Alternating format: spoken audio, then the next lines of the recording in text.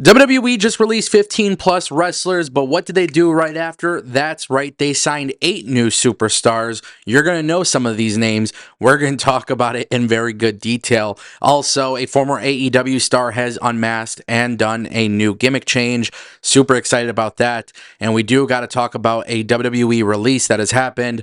Very, very controversial. Not a good look for WWE, and it's really unfortunate. It's all coming up right here on the Ango Show. All right, guys, let's kick things off with Fuego del Sol, aka we got to talk about KJ Orso. Fuego was somebody you guys saw on AEW television. Yes, he might have been considered a jobber. That's what a lot of people will say. He's constantly taking losses, whatever. But he was pretty damn popular in AEW. A lot of people seem to love Fuego when he was on screen, when he was doing backstage stuff. And then, of course, with Sammy Guevara and the vlog and everything like that. Fuego was somebody who obviously got relatively over. Now we know he's no longer in AEW. We've been seeing him in GCW. He lost a mask versus career match or whatever, gets unmasked, and now he says Fuego del Sol is gone. It's dead. And what's actually really amazing here is the content that he's been uploading to social media after being unmasked has been so damn awesome to see. He now goes by the name of KJ Orso. He is being a heel character. And honestly, I don't know how else to praise this kid. Like, this guy, realistically, it's tough being a masked wrestler. It really is. You're always going to be, especially in the way that he was perceived as a masked wrestler, I feel like it was always going to be comedic. I think that was always the thing. People didn't take him as serious. Now that he's not doing that, and now that he's actually like unmasked, being a villain, being a dickhead, going off and doing crazy spots in GCW as a heel, I just think it's going to work out so much more for this kid long term. KJ Orso is his name. I love it. I have so many good things to say about this. I always love when I see somebody leave a company and try something different, right? It is so easy, for somebody to leave WWE or to leave AEW and then just go on to the indies and, basically be their WWE or AEW character. I find it really unique when somebody tries to tap into other boundaries and try something new to see if they can get it over. I think 1000% this will get over. I think if he's looking to get a major contract or go to a major company, anything like that, I think he'll be really, really talented and really good now that he's actually kind of moved away from that character, which is super exciting to see. Ladies and gentlemen, WWE released Riley Osborne, but did you know that he was injured? Did you know that he had surgery? He revealed this on social media, and this is leading to a lot of interesting takes because WWE typically doesn't release people while injured, but from time to time, we actually see that they do get released while they're injured, and that's exactly what has happened here with Riley Osborne. Now, personally speaking, everybody's going to have their own opinion on this matter. But as somebody who doesn't necessarily agree with releases, I sure as hell don't agree with being released while injured. And the reason for that is because Riley Osborne is recovering from surgery. And he posted the photos online. I'm not going to post it on this video because, quite frankly, they just do not. They're gross. You know what I mean? But when somebody gets injured and then they get released, it's not like they can just immediately go find work after their 30-day non-compete clause. So yes, for 30 days in NXT, after you get released, WWE does pay you. However, after that, you're done. You're no longer getting money from the WWE.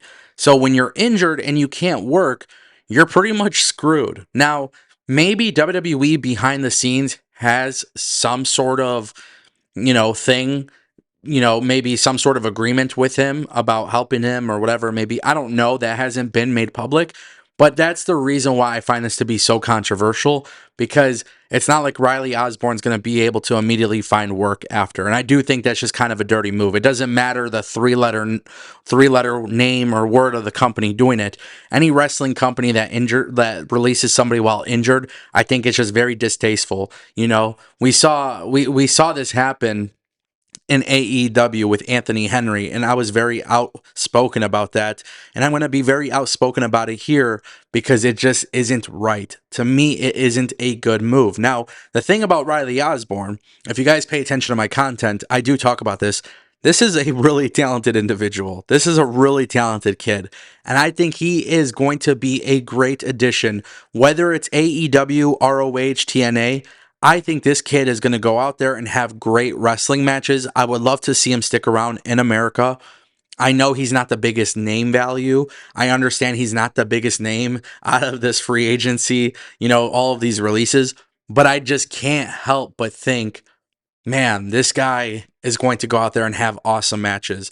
I'm not saying he's going to go be a big star, be a world champion, anything of that nature. That's not realistic for me personally. But I think he is going to be a great addition. You want to throw him in the TNA X division? Dude, that would be awesome. You want to throw him in Ring of Honor and have him go and wrestle some of these guys that are out there in AEW Ring of Honor? He's going to go out and put great matches. And that brings us to our final topic. Alberto Del Rio is signed with the WWE. I seriously cannot believe it, but he's not the only one. Guys, this is some really, really, really unfortunate news because Alberto Del Rio, obviously troubled past, troubled history. I understand people change and whatnot, but Alberto Del Rio is just one of those guys who... It's tough, man. It's tough. This is a guy who I think even just somewhat let's take the personal stuff out of the equation. I don't think Alberto Del Rio really is that great of a performer. I was never really a fan of his matches or anything like that. But WWE did sign Alberto Del Rio. Not only that, they've signed 7 other talents, so there's a total of 8. Hio D. Dr. Wagner, Hio del Vikingo, La Parca, La Hydra, Lady Flamir, Lady Maravilla, and Nino Hamburguesa have all been signed to the company. So WWE has signed 8 talent from AAA. They are bringing them into the company. We could see these talents appear on Worlds Collide with WWE, main roster, NXT, and AAA. Now, AAA, I think at the time before WWE acquired them, I think they had maybe like 15 to 20 people actually contracted to them, and then the rest are kind of like handshake deals. I don't know that to be 100% certain, but that's kind of like some of the stuff that I've heard, some of the whispers. So WWE has signed 8 people so far. These are the people that you're going to see on AAA moving forward. Now, the real question is, does WWE do NXT Mexico? Do they keep it AAA? How do they go about moving forward with AAA as a brand? How they go forward, moving forward with, are they going to introduce new championship belts with WWE branding? Do they change the branding? There's still so many questions and so much uncertainty here. But Alberto Del Rio is back in the company. Now, Vikingo and Dr. Wagner, those are 2 names that you will see on WWE programming, NXT. You'll probably see them in Royal Rumbles in the future. You'll probably see them eventually on the main roster of WWE programming. But Del Rio, I would say more than likely is just being stashed away in Mexico. So we'll see what happens, how they move forward. I really don't know.